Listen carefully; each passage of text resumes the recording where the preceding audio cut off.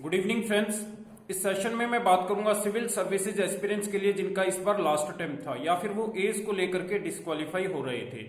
तो गाइस आज जो 5 फरवरी को जो हियरिंग हुई है सुप्रीम कोर्ट में, तो बेंच को ये आंसर दिया गया है। जो सोलिसिटर जनरल थे उनकी तरफ से, यूनियन की तरफ से, जो यूपीएससी के रिस्पोंडेंट है, उन्होंने कहा कि जो एक्स्ट्रा अटेम्प्ट की डिमांड है उस पर वो एग्री कर रहे हैं, बट ये पार्शियल एग्रीमेंट था।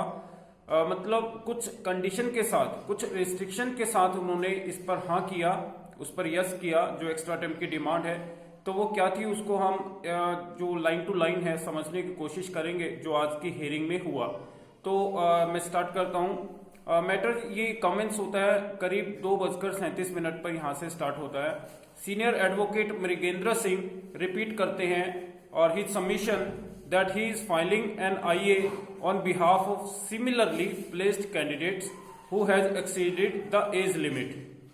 तो बेंच यहां पर कह रही है, is the solicitor general there, क्या सोलिसिटर जनरल यहां पर हैं? तो मिस्टर SV राजू जो कि एडिशनल सोलिसिटर जनरल है, यूपीएससी के रिस्पोंडेंट है वो इस केस में, तो वो कह रहे हैं कि I am here, I have shared a note that we are agreeable as far as the attempt part is concern.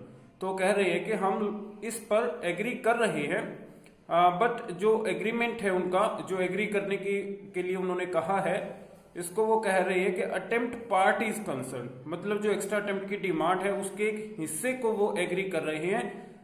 पूरा जो पिटीशन जिस बिहाफ पर लगी हैं और उसमें जो एज और अटेम्प्ट को लेकर के और जो कोविड अफेक्टेड है, सभी कैटेगरी के स्टूडेंट्स के लिए डिमांड की गई थी एक्स्ट्रा अटेम्प्ट के लिए, बट यहाँ पर उन्होंने पार्शियल एग्री किया है, पार्शियली, कि वो एक हिस्से को एग्री करते हैं।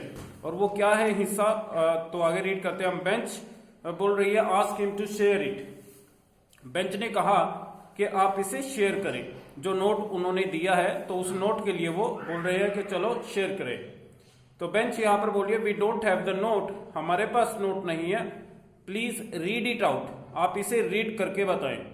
तो मिस्टर राजू यहां पर रीड करते हैं, वो कह रहे हैं कि one time restricted relaxations to be granted to prospective candidates, मतलब वन टाइम रिस्ट्रिक्टेड रिलैक्सेशन वो देंगे, मतलब कंडीशन बेस यहां पर रिलैक्सेशन दी जा रही है। और वो क्या कंडीशन है तो मैं आपको रीड करता हूं। मिस्टर राजू कह रहे हैं submits that the relaxation will only be granted to the candidates who have not exhausted their attempts, मतलब ये जो रिलैक्सेशन है वो सिर्फ उन्हीं को दिया जाएगा जिन्हों के अटेम्प्ट्स कंप्लीट नहीं हुए हैं। Have given the attempt in October 2020, और उन्होंने 2020 में अपना एग्जाम दिया हो, and are not as barred, और वो एज बार भी नहीं हो रहे हों। तो मतलब अगर आप इसका समझे, इसका विपरीत आप करके देखिए तो आपको ज्यादा क्लैरिटी इसमें होगी।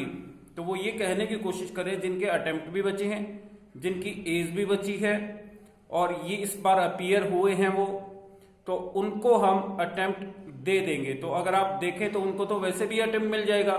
अगर आपकी एज भी बची हुई है, आपके अटेम्प्ट भी एग्जॉस्ट नहीं हुए हैं, तो you are liable to sit in for the 2021 exams, तो वो तो उसमें आप वैसे भी बैठ सकते हैं। तो यहाँ पर जो कहा गया है उसको ध्यान से समझेंगे तो यहाँ पर रिलैक्सेशन के तौर पर हाँ जरूर किया गया है, बट वो किस कैटेगरी के स्टूडेंट्स को हाँ कर रहे हैं तो यहाँ पर क्लैरिटी नहीं हो पा रही है। तो बेंच यहाँ पर कह रही है we want to read this ourself. Bench ने कहा कि हम इसे खुद रीड करेंगे, calculate this and we will have this on Monday. तो हम मंडे पर इस पर दोबारा से इसको रीड करेंगे, इस पर फिर दोबारा से हियरिंग होगी मंडे को। मिस्टर दीवान एग्री करते हैं, ठीक है मंडे को हियरिंग ले लीजिए। बेंच यहां पर कह रही है it is an inward statement, it's not straight forward yes. Bench ने यहां पर बहुत ही इंपॉर्टेंट स्टेटमेंट यहां पर दिया, वो कह रहे हैं कि स्ट्रेट फॉरवर्ड आप यस नहीं कह रहे, we are giving these are conditions. आप ये कह रहे हैं कि हम अटेम्प्ट दे रहे हैं बट कुछ कंडीशन के साथ। तो यहाँ पर बेंच को भी ये चीज अच्छी नहीं लगी है गाइस। तो बेंच ने फिर दोबारा से हियरिंग के लिए कहा है कि नेक्स्ट हियरिंग मंडे को होगी और इसमें इस मैटर पर फिर दोबारा से सुनवाई होगी।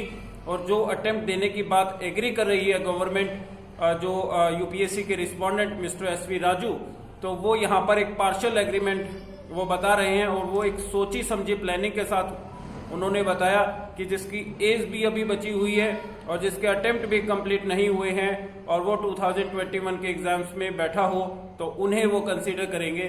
तो that shows immaturity on the part of the government कि वो इसको कंसीडर भी कर रहे हैं, और दूसरी तरफ वो उन कैटेगरी के कैंडिडेट्स के साथ डिफरेंशियल ट्रीटमेंट कर रहे हैं जिनकी एज एग्जॉस्ट हो गई है या फिर अटेम्प्ट एग्जॉस्ट हो गए हैं। तो गाइस नेक्स्ट हियरिंग में फिर दोबारा से मंडे को ये हियरिंग होगी और देखना होगा कि सुप्रीम कोर्ट इस बार जस्टिस तक पहुंचा पाती है या नहीं। ये जो इशू है एक्स्ट्रा अटेम्प्ट की डिमांड है, इस पर सुप्रीम कोर्ट डेफिनेटली एक नेक्स्ट हियरिंग में इस बार जरूर जो शर्तें हैं इन शर्तों को, रिस्ट्रिक्शंस को हटा पाएगी। जो रिस्ट्रिक्शंस लेकर के मिस्टर एसपी राजू आज हियरिंग में प्रेजेंट हुए, तो नेक्स्ट टाइम सभी एस्पिरेंट्स को, जितने भी एस्पिरेंट्स हैं जिनका लास्ट अटेम्प्ट था या फिर एज को लेकर के वो बार हो रहे हैं, तो सभी को एक्स्ट्रा अटेम्प्ट मिलना चाहिए। ये हमारी डिमांड है, यही हमारे पिटीशंस का बेस भी है।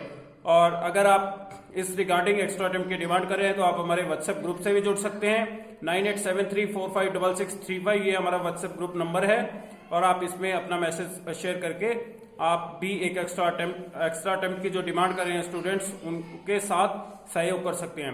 Thank you so much for watching this video. Have a nice day.